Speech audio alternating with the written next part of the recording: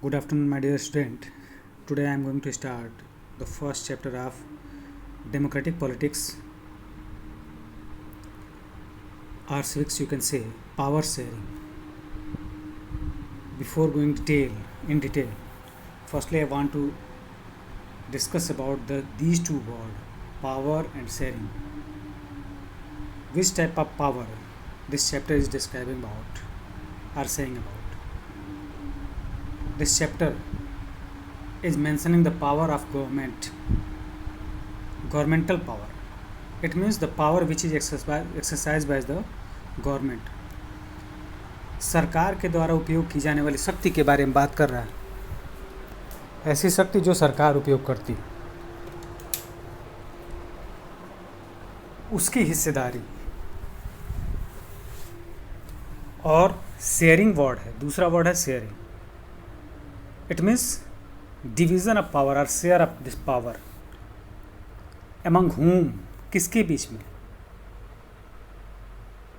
The power is shared among its maker or those who provided this power to the government. जिन लोगों ने इस power को government को दिया है उन्हीं के बीच में बंटवारे की बात हो रही है। क्यों? जैसा कि आप जानते हैं कि लोग अपना प्रतिनिधि चुनते हैं, रिप्रेजेंटेटिव चुनते हैं और उसके माध्यम से अपने आप पे खुद पे शासन कराते हैं। समाज में एक व्यवस्था बनाए रखने के लिए, to maintain order in society, people elect government. And since this government is elected by people and the power is given by the people, the power must be shared among these people. The power must be used for the welfare of these people. Power sharing का मतलब यही है कि इन लोगों का representation होना government में, यानी लोगों के लिए इस पावर का यूज होना। इसी चीज़ को इस चैप्टर में हम लोग को पढ़ना है। क्यों पावर शेयरिंग आवश्यक है, why power sharing is needed. In simple word we can say that power sharing is needed to check the misuse of government power, as to check the concentration of power in one hand or few hand. As you know, if you see the cases of France or Russia, in monarchy, monarch have absolute power without any rider, without any control. No can question the power of monarch. And then a French philosopher, Montesquieu, proposed his idea of division of power in his book The Spirit of Laws. Spirit of law नामक पुस्तक में Montesquieu ने idea दिया किसका, division of power, यानी शक्ति की हिस्सेदारी की।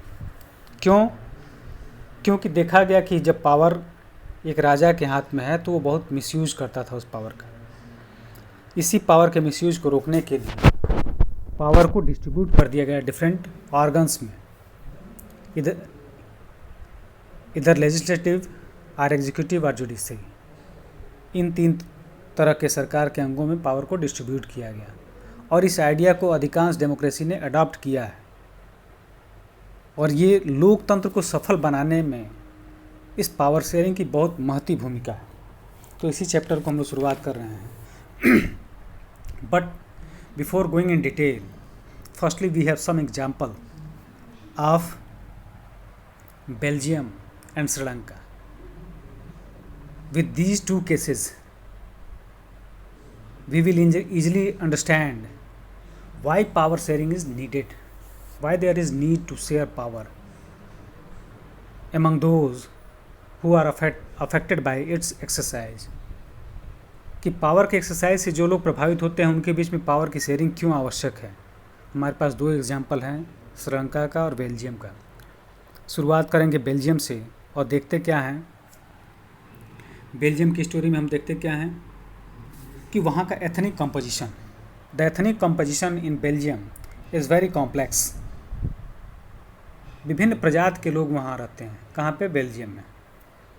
And these belong to either French or Dutch or German. In Belgium, people, there are French people, German people, and Dutch people.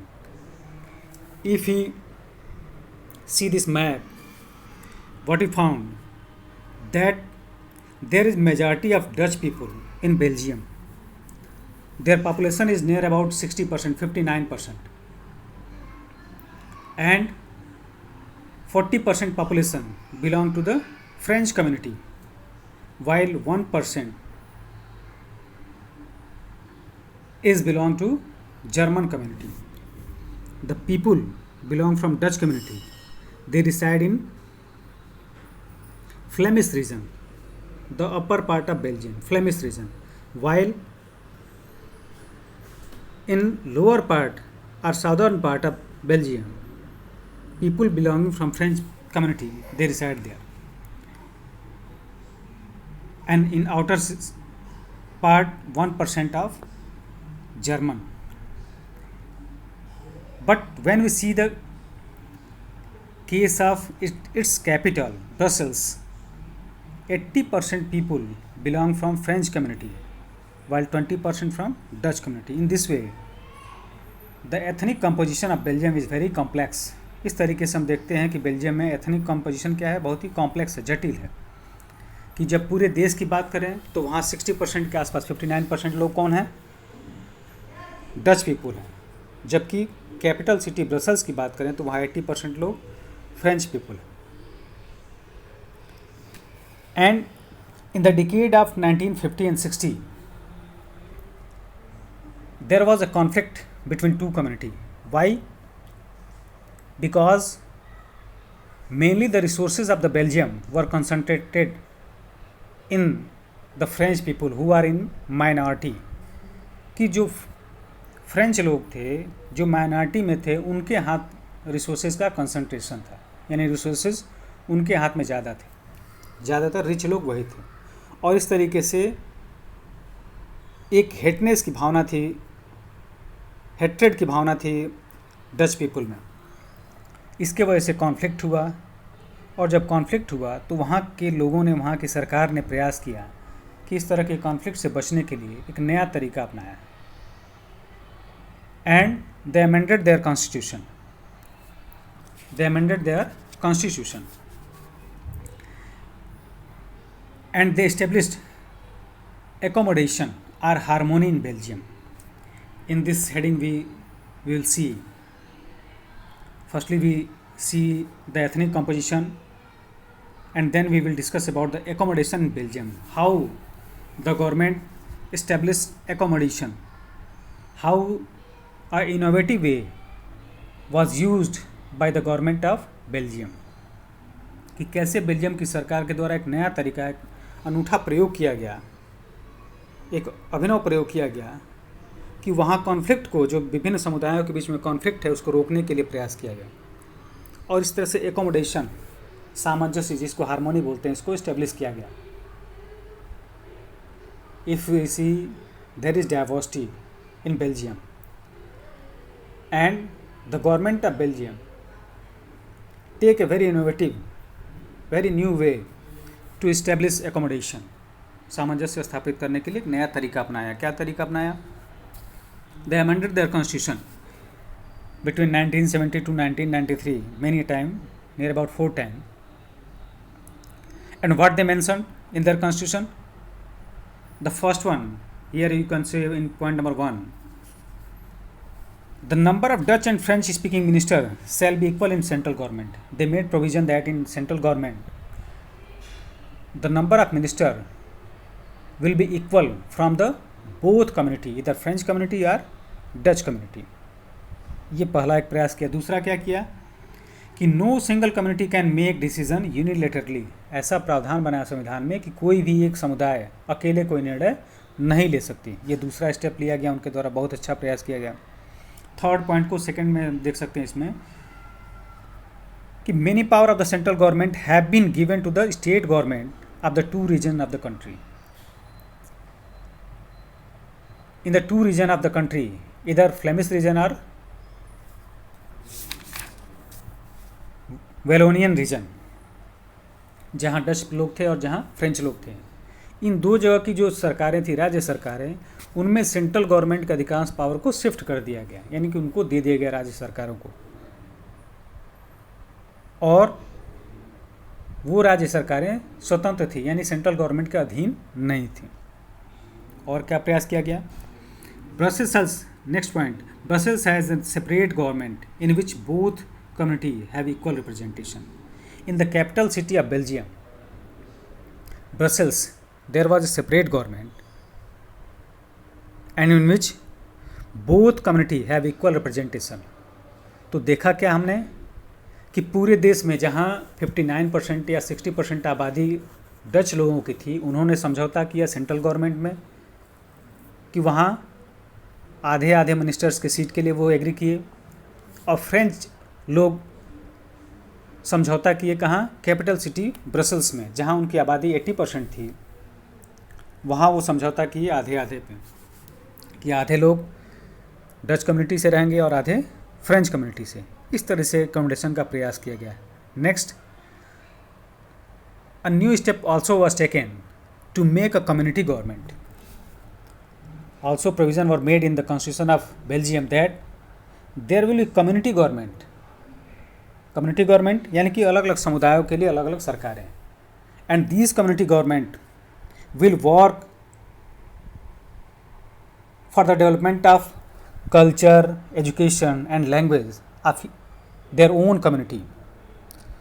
चाहे फ्रेंच कम्युनिटी की बात करें या डच कम्युनिटी की बात करें, अलग अलग कम्युनिटी के अलग अलग सरकारें बनी, और ये कम्युनिटी गवर्नमेंट इसलिए थी, इनके पास ज़्यादा पावर नहीं था, केवल एजुकेशनल, कल्चरल या रिलीजियस पावर, आप लैंग्वेज संबंधी कह सकते हैं कि पावर था, कि वो अपने धर्म के प्रचार प्रसार करने के लिए, अपने शिक्षा के प्रसार प्रसार करने के लिए, अपने संस्कृत के प्रचार प्रसार करने के लिए प्रयास करेंगे। इस तरीके से एकोमोडेशन इस्टेब्लिश किया गया बेल्जियम में।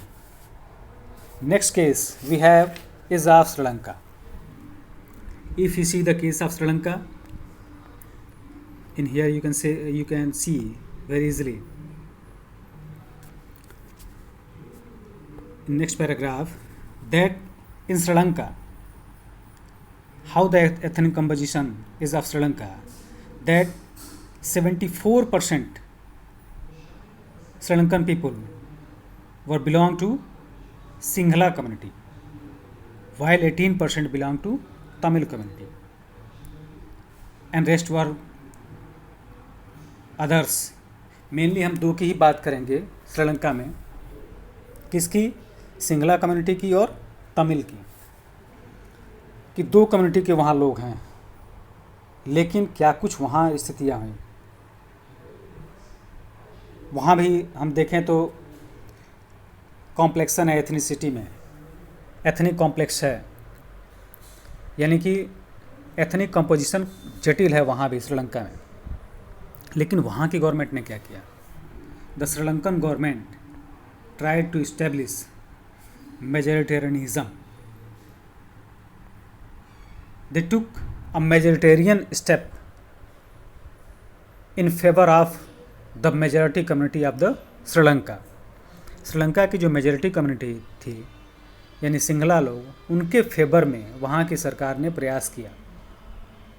What is majoritarianism? It is a belief that majority community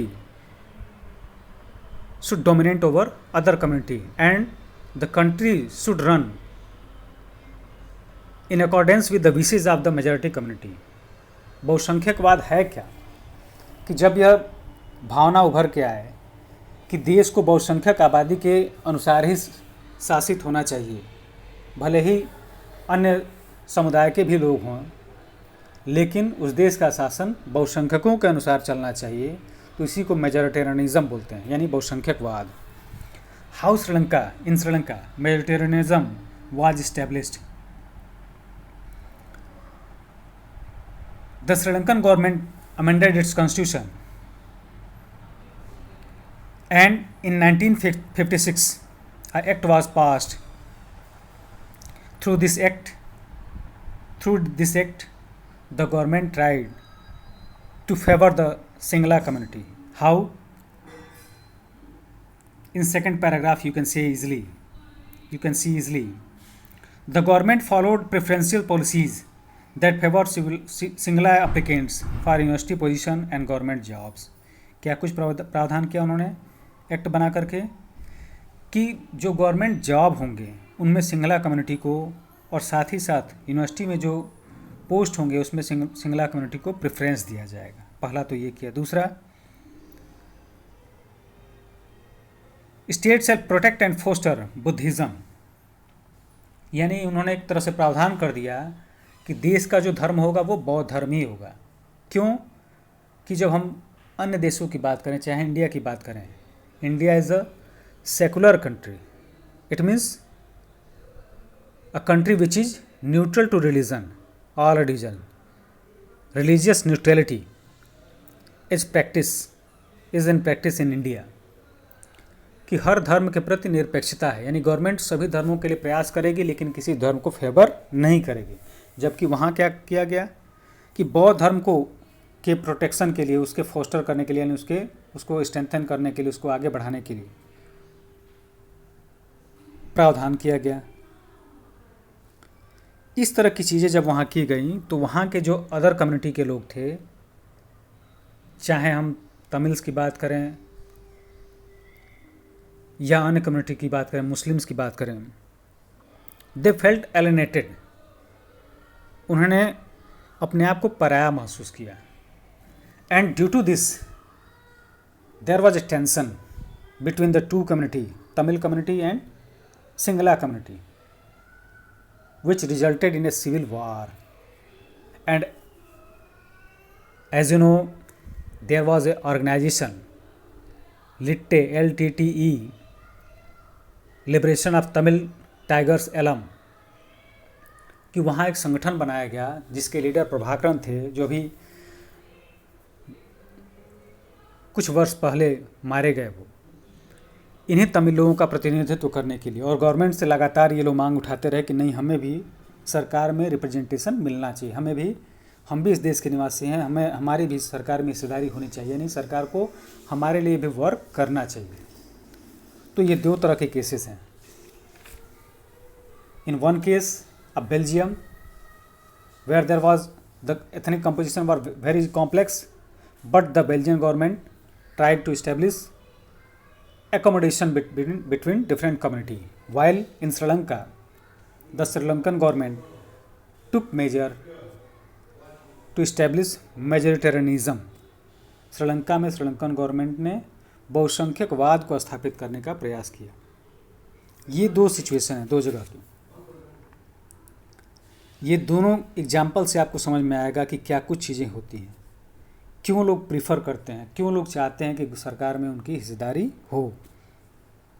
in Belgium the leader have realised that the unity of country is possible only by respecting and feeling interest of the different community,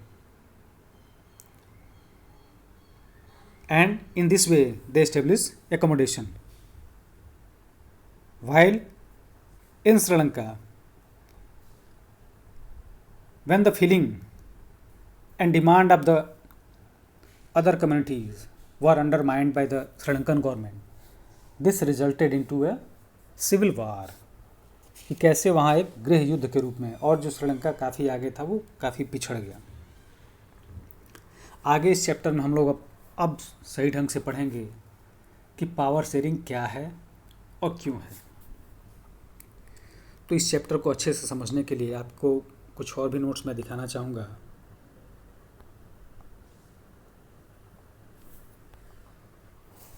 What is power sharing?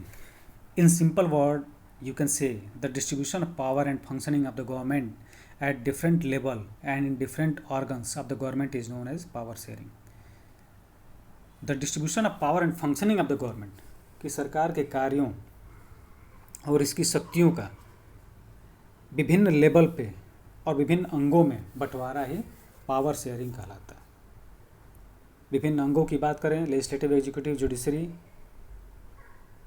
विभिन्न organ की बात करें, और विभिन्न level की बात करें तो central government, state government and local government. The next is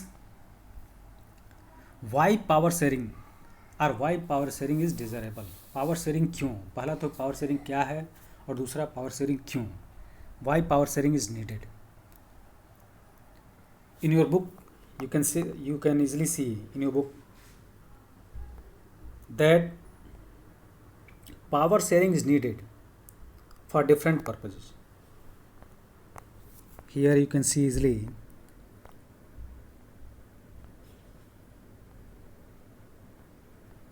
why power is shared, why power sharing is needed. Power is shared for different purposes. First, power sharing is basic spirit of democracy or democratic rule, and it involves the sharing of power with those affected by its exercise. कि power sharing लोकतंत्र की मूल आत्मा है, और ये क्या कहती है कि पावर को उन लोगों के बीच में अवश्य शेयर करना चाहिए, या पावर शक्ति का बंटवारा उन लोगों के बीच में अवश्य होना चाहिए जो इसके एक्सरसाइज से, यानी इसके प्रयोग से जो लोग प्रभावित होते हैं उनके बीच में, यानी ये रिप्रेजेंटेशन की बात कर रहा है।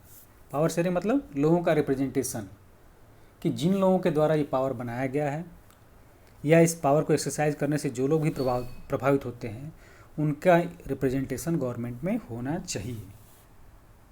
ये मोरल रीजन है पावर शेयरिंग का, it is a moral reason. Next, to avoid conflict between the different community of the society. It is very essential to share power among different community, and in country like India where there is huge diversity of population,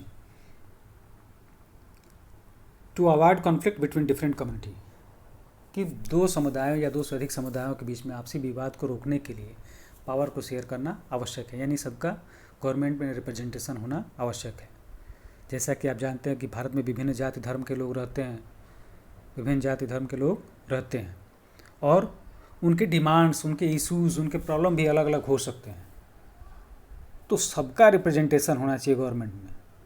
यदि वास्तविक democratic government है तो वहाँ सबकी सुनी जाएगी, सबकी हिस्सेदारी होगी, और ये आवश्यक भी है। क्यों? क्योंकि यदि ऐसा नहीं होगा तो हमारे पास एग्जाम्पल है श्रीलंका का, कि दो लोगों के जो इश्यूज़ हैं, दो लोगों के जो प्रॉब्लम है एक दूसरे के अगेंस्ट हो सकते हैं। ये गवर्नमेंट का वर्क है कि कैसे उसमें हार्मोनी इस्टेब्लिश करें, कैसे कॉन्फ्लिक्ट को अवॉइड करें, और इस नाते गवर्नमेंट अलग अलग जाति धर्म के लोगों का रिप्रेजेंटेशन करती है। जैसा कि अपने वहाँ देखते हैं आप, चाहे रिजर्वेशन की बात करें, कुछ जो पिछड़े समुदाय के लोग हैं, क्यों? क्योंकि उनके लिए उनकी आवश्यकताएँ कुछ ज़्यादा है, रिच पीपल से कुछ ज़्यादा है उनकी आवश्यकताएँ, तो उनके लिए गवर्नमेंट कुछ ज़्यादा ही एफर्ट करती है, इधर providing food are providing them housing facilities, laboratory facilities, are cooking gas facilities and other facility, electrification, इस तरीके से। So to avoid conflict between different community, power sharing is needed. Third, to provide appropriate or adequate representation of people in government, कि लोगों का समुचित प्रतिनिधित्व हो, लोगों का सरकार में, हर जाति धर्म वर्ग के लोगों का समुचित प्रतिनिधित्व हो सरकार में, इसके नाते पावर शेयरिंग आवश्यक है। जैसा कि आप जानते हैं कि जब विभिन्न जाति धर्म के लोग हैं तो उनके लिए विभिन्न आवश्यकताएं हैं, और इस नाते सबका रिप्रेजेंटेशन होना चाहिए। सो टू प्रोवाइड एप्रोप्रिएट और एडिकेट रिप्रेजेंटेशन ऑफ पीपुल, किसी जाति समुदाय के लोग अधिक हैं, किसी के कम हैं, तो जिसके ज़्यादा हैं उसके हिसाब से उनकी आवश्यकताएँ अधिक है, उनका रिप्रेजेंटेशन उस हिसाब से होना चाहिए।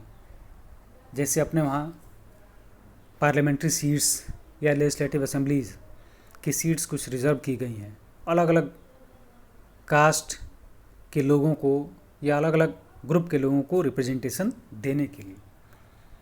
फोर्थ पॉइंट, टू प्रिवेंट और restrain misuse of power by the government. It is the most important line, a topic you can say, that power sharing is needed to check the misuse of the power. जैसा कि शुरुआत में मैंने बताया कि Montesquieu ने अपना concept दिया डिवीज़न ऑफ पावर का अपनी पुस्तक द स्पिरिट ऑफ लॉज में। Why? Because the power was concentrated in few hand in monarchy or in dictatorship. If you see the case of dictatorship or a monarchy, the power was concentrated in the hand of monarch, and the monarch misused their power. They live luxurious life, but the people, the common people life was very critical in their ruling. So to check the misuse of power, there is need of division of power or sharing of power. Next हमारा topic है how power is shared. How power is shared.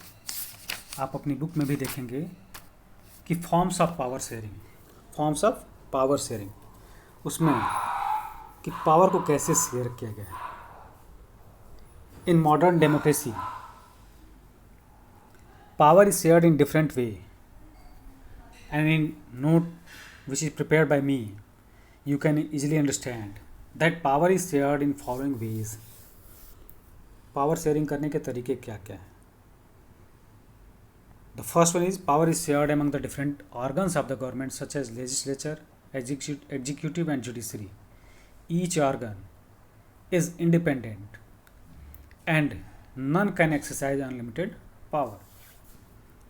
पहला क्या कि power को share किया गया है different organs में. तरीका क्या है कि अलग अलग ऑर्गन्स में, सरकार के विभिन्न अंगों में. And if you see in most of the democracy power is shared in 3 organs of the government, and these 3 organs are legislative, an organ which is liable or responsible for making law or for legislation work. Executive, the organ or the body which execute the law legislated by or made by the legislature, implement the law. Executive कार्यपालिका यानी कि जो विधायिका द्वारा बनाए गए नियमों या उसके द्वारा विधायन को लागू कराने का काम करती है. और तीसरा judiciary, to provide justice if there is any conflict between different organ of the government, different level of the government, or people with government are different people, there is judiciary to resolve the problems of people. The second way, the power is shared among government at different level. The whole country is divided in 3 levels. The central government is there, state government and local government. The power is shared in different level of the government, central government, state government and local government. It is not easy to rule the country from one center. Different people have different aspiration, different demand, different issues. To solve their issues, to facilitate them, it is a good way to distribute power in different levels. कि लोगों को सुविधा पहुंचाने के लिए, उनकी आवश्यकताओं को सुनने के लिए, उनके इश्यूज़ को सॉल्व करने के लिए सबसे बेहतर होगा कि पावर को कई स्तर पे बांट दिया जाए. और इसी तरीके से पावर का विभिन्न स्तर पे बंटवारा है, चाहे सेंट्रल गवर्नमेंट की बात करें, केंद्रीय सरकार की बात, राज्य सरकार स्टेट गवर्नमेंट की बात करें या लोकल गवर्नमेंट की बात करें. And third, power is shared among different social groups